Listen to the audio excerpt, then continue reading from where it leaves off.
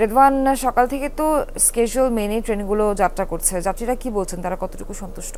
সোহা, সকাল থেকে এখন পর্যন্ত প্রায় 9টি ট্রেন কিন্তু বিভিন্ন গন্তব্যে ছেড়ে গেছে এবং এই ঈদযাত্রাকে কেন্দ্র করে কিন্তু কমলাপুর স্টেশন ঘিরে যে বিশেষ নিরাপত্তা নেওয়া হয়েছে সেই নিরাপত্তা কিন্তু তদারকির জন্য একটি বিশেষ টিমও সকাল থেকে আমরা দেখেছি। এই মুহূর্তে আমার পাশে যে ট্রেনটি দাঁড়িয়ে আছে তিস্তা এক্সপ্রেস, সেই ট্রেনটি কিন্তু 8:30টায় গন্তব্যের উদ্দেশ্যে ছেড়ে যাওয়ার কথা এবং সকাল থেকে দেখেছি যে কয়েকটি ট্রেন কিছুটা বিলম্ব হলেও কিন্তু খুব একটা শিডিউল বিপর্যয় যে আছে তেমনটা কিন্তু বলা যায় না।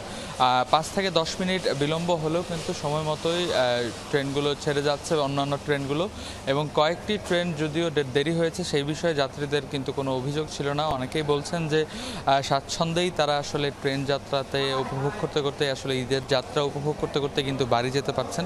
সেই সাথে এবারের ঈদ যাত্রায় কিন্তু মোট 10টি ট্রেন বাড়ানো হয়েছে এবং 3টি ট্রেন থাকছে গবাদি পশু কুরবানির যে পশু সেগুলো পরিবহনের জন্য ঈদ উপলক্ষে।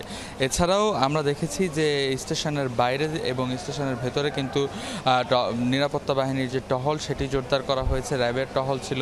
সকাল থেকে একটি ভ্রাম্যমাণ মোবাইল কোর্টের ব্যবস্থা করা হয়েছে। যাত্রীদের যে কোনো বাড়তি ভাড়ার অভিযোগ অনুযোগ সব কিছুই কিন্তু বলা যায় যে অর্থাৎ এই যে ট্রেনের যে ঈদের যাত্রা সেটি কিন্তু নির্বিঘ্ন করতে সরকারের পক্ষ থেকে যে ধরনের আসলে পদক্ষেপ নেওয়ার কথা সেই পদক্ষেপে কিন্তু সন্তুষ্ট যাত্রীরা, এবং তারা বলছিলেন যে এমনটি যদি হয়, এমন যদি থাকে তাহলে কিন্তু খুবই স্বাচ্ছন্দ্যে তারা বাড়ি ফিরতে পারবেন এবং কোনো ভোগান্তি কিংবা স্বস্তি হবে না তাদের এই এবারের ঈদ যাত্রায়।